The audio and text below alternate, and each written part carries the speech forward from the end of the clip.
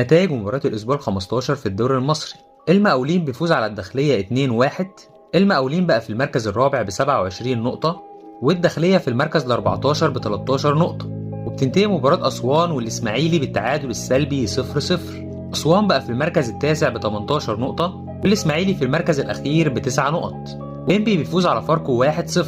إنبي بقى في المركز ال15 ب13 نقطة، وفاركو في المركز ال13 ب13 نقطة. والاتحاد السكندري بيفوز على حرس الحدود 1-0. الاتحاد السكندري بقى في المركز السادس ب25 نقطة، وحرس الحدود في المركز ال17 ب11 نقطة. تنتهي مباراة سيراميكا كليوباترا وطلائع الجيش بالتعادل السلبي 0-0. سيراميكا كليوباترا بقى في المركز العاشر ب17 نقطة، وطلائع الجيش في المركز ال12 ب15 نقطة. تنتهي مباراة فيوتشر والمصري بالتعادل الإيجابي 1-1.